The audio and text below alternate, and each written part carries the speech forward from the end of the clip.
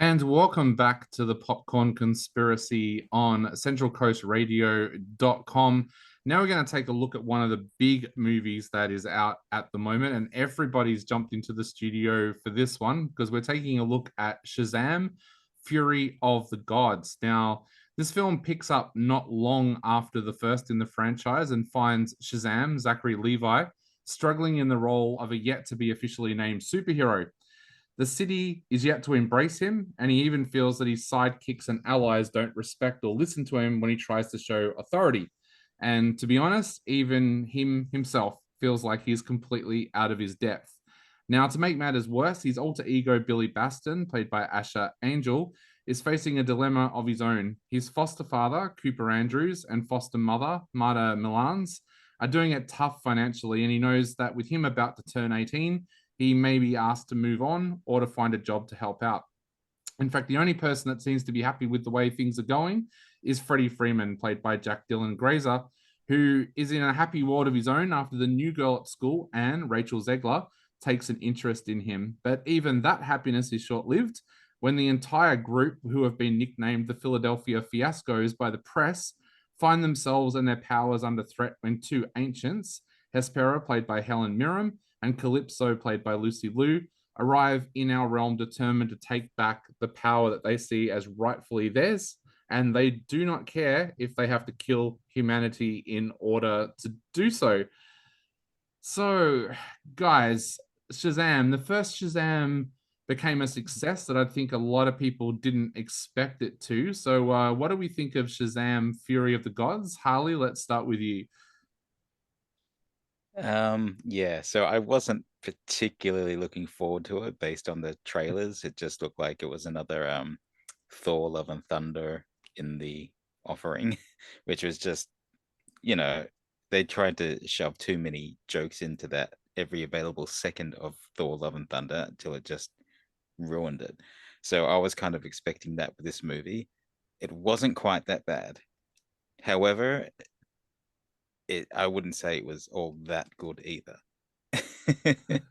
um, how do I describe how I feel about it?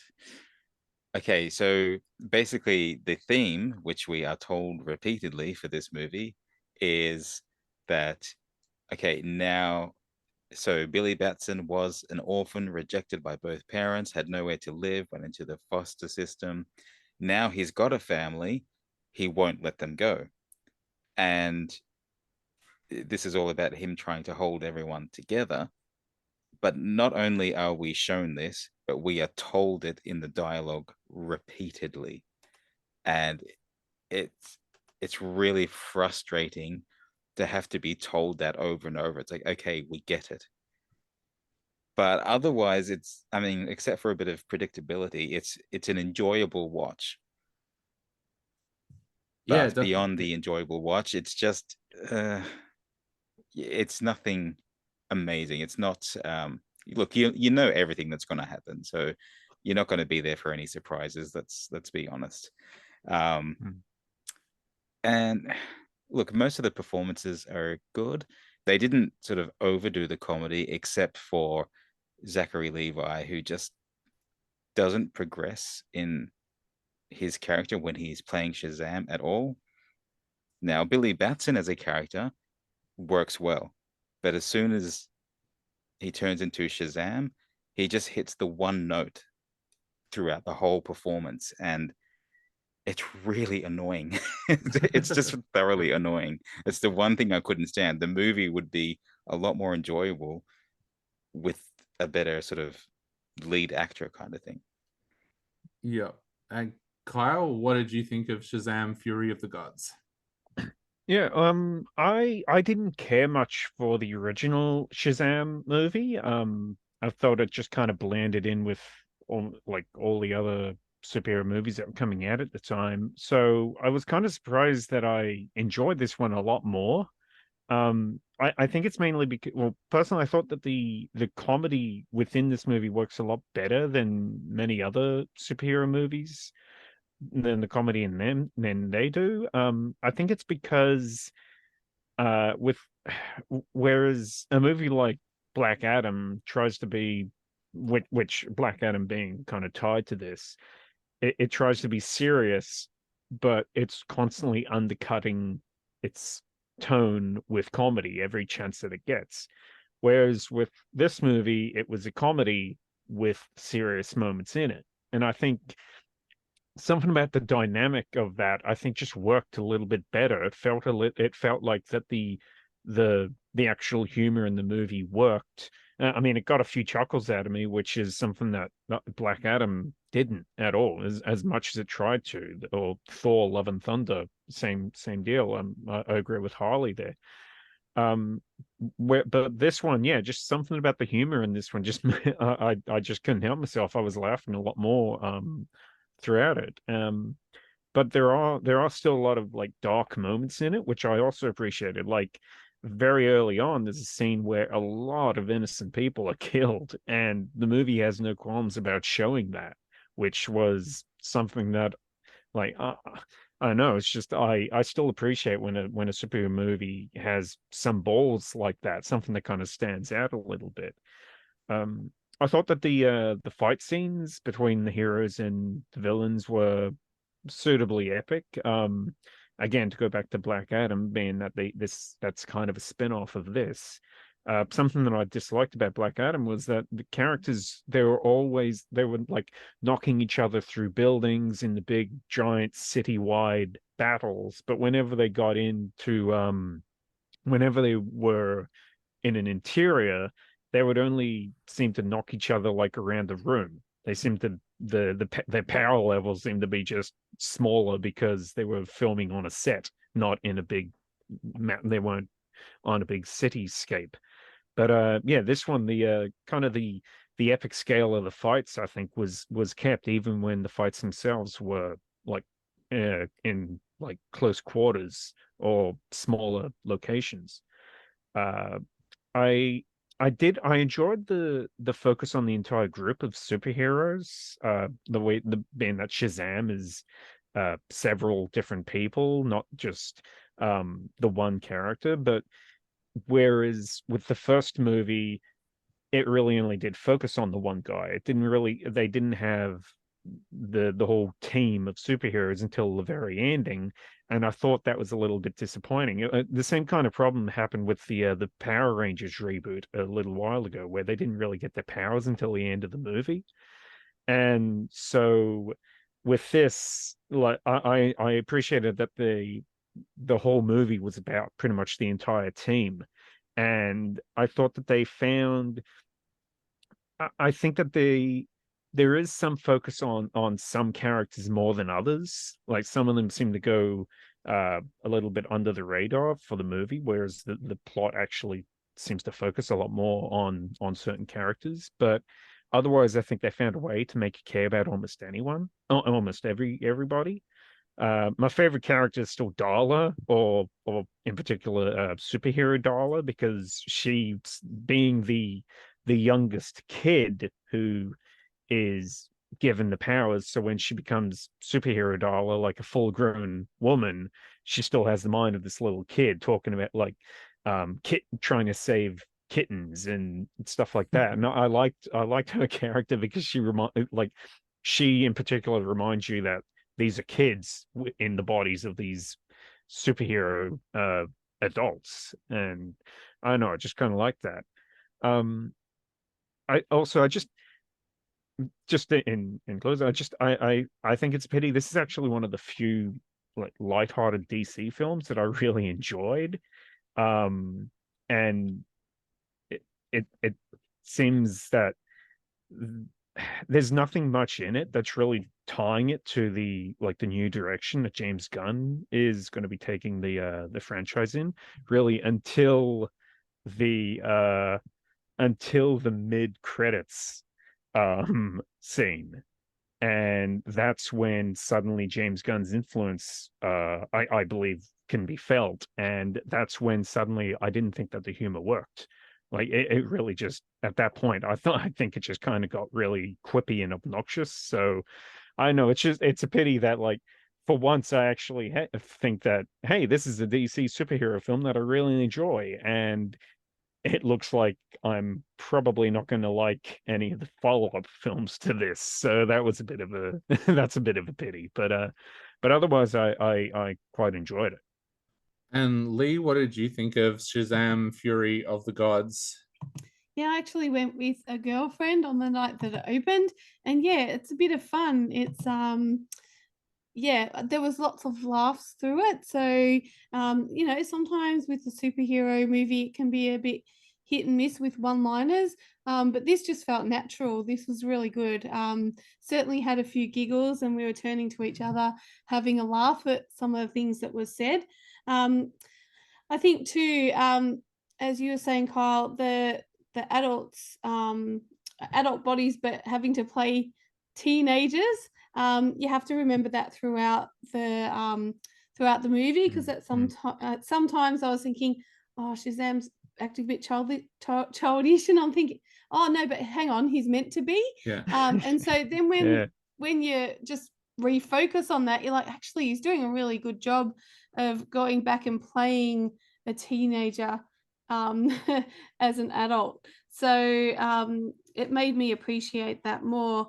I liked some of the performances, of course. I really liked the character of Anthea. And yeah, I could tell, I'd already guessed what character she was playing and what the reveal would be within the movie of who she was. I kind of guessed that, but that didn't bother me at all. I was actually pleased that I was right in my thinking. But I just enjoyed her character, and of course, a very different character to the actual actress Rachel Zegler, who is from West Side Story. Yeah. So it's a very different performance for her, a superhero movie from West Side Story, which I also liked her in. I'll just add that. Yeah, I liked the performance from Helen Mirren too, from Hespera. Now she's a very diverse actress and very acclaimed actress. So it was great just to see her going and doing a character that's fun, and it's, you know, it's not a character that I don't know is as serious as some of the roles she's played in the past. Do you think she's like Tom Cruise? Did she do all her own stunts? Yeah, sure. People go and watch just it. Smash me around, I'll be fine. See what you think when you watch it. But it's just great to see her, you know, a well-renowned actress doing a popcorn movie, really. Yeah. When you know, people take her really seriously, and of course that's well deserved. So I just enjoyed that. I enjoyed the fun in that as well. So yeah, I think it's worth watching. Some superhero movies sometimes let you down, but this did not let me down. It's one I would watch again for sure. And I think it's one where you can have a bit of fun with your mates if you go together in a group. Yeah, I agree. I found this really fun. I remember when I went into the first film, I wasn't 100% sure if I was going to like it or not. In fact, I'd almost convinced myself that I wasn't going to like it, that the humor would actually ruin it from the DC point of view. But I really, really liked the first film, and I think I liked this one even more, because I think this time around the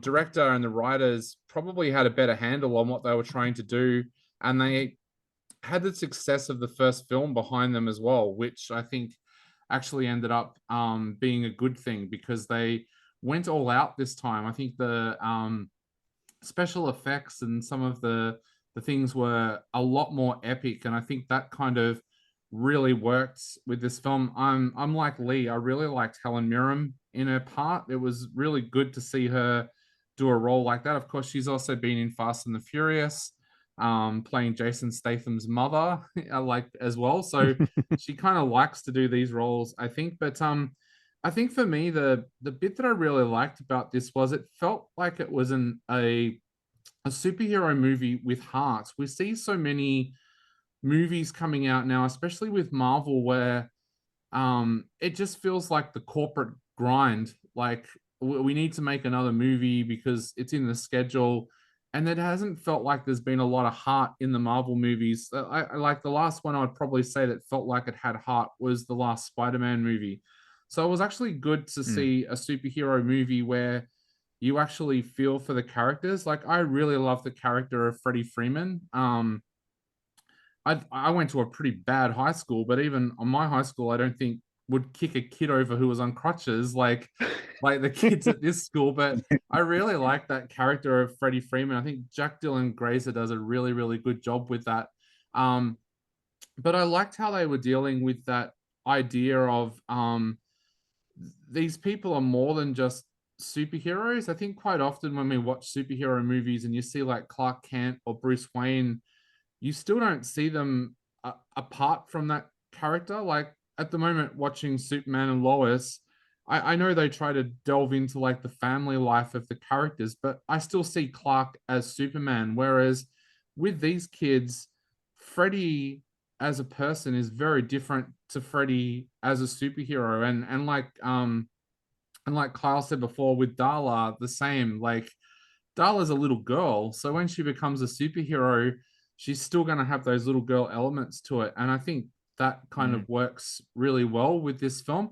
And yeah, that's really like her charm as well. That really brings something out of the characters, and I think all the others do it so much better than kind of Zachary Levi does. Like there isn't like a character progression. Like he's been the hero the longest, but he hasn't evolved yet. Yeah.